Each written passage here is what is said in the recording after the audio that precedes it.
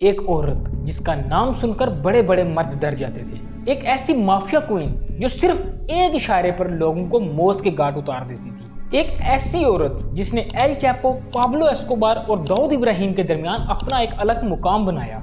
Reports के मुताबिक इसने 2000 से ज्यादा लोगों को कत्ल करवाया।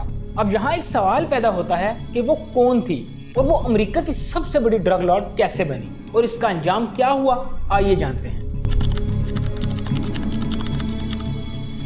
ग्रिजेल्डा ब्लैंको 15 फरवरी 1943 को कोलंबिया के गरीब इलाके कार्टाजीना में पैदा हुई।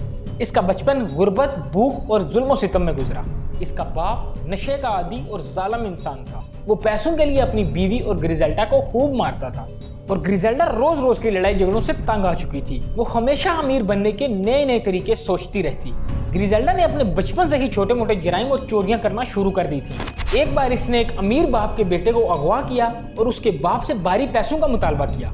अमीर आदमी ने उसकी बात का मजाक समझा और पैसे देने से इनकार कर दिया।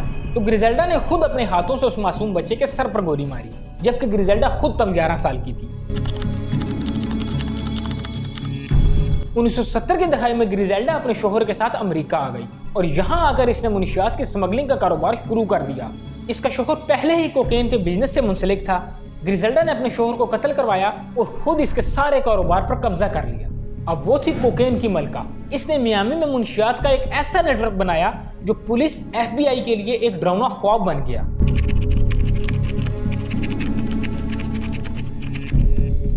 ग्रिजेल्डा ने अपने दुश्मनों को खत्म करने के लिए एक नया तरीका इजाद किया, दी बाइकर गैंग।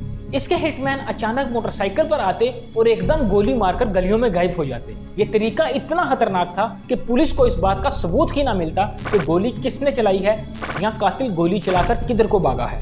1985 को बलाहिर FBI ने ग्रिजेल्डा को गिरफ्तार कर लिया। इसका असर रसूख इतना बढ़ चुका था कि वो जेल के अंदर बैठकर भी अपने बाहर के दुश्मनों को कत्ल करवा रही थी। एक दिन दहाड़े इसके गैंग ने पुलिस स्टेशन पर हमला किया और ग्रिजेल्डा को छुड़वा कर ले गए और पुलिस इनका कुछ बिगाड़ ना सकी। इसकी जिंदगी में एक वक्त ऐसा आया जब इसने अपना अमेरिका में सारा कारोबार बंद किया और अपने आबाई शहर कोलंबिया आ गई। वो और खून खराबा नहीं चाहती थी और खामोशी से अपनी जिंदगी गुजारना चाहती थी, लेकिन इसके दुश्मन अपना इंतकाम नहीं भूले थे। वो पागलों की तरह ग्रिजेल्डा को अमेरिका और कोलंबिया में ढूंढ रहे थे। बलाहिर 7 सितंबर सन 2012 इसका अपना इजाद किया हुआ वही तरीका जिस तरीके से इसने हजारों लोगों को कत्ल करवाया था, आज वही तरीका इसके खिलाफ इस्तेमाल हुआ। 7 सितंबर को ग्रिजेल्डा मामूल का सामान लेकर मार्केट से घर आ रही थी कि अचानक मोटरसाइकिल पर सवार 2 लोग इसके पास से गुजरे और इसके सर पर 2 गोलियां मारकर अचानक गलियों में गायब हो गए और इस बात का आज तक पता न चल सका कि वो कौन लोग थे और उन्होंने ग्रिजेल्डा को कत्ल क्यों किया था।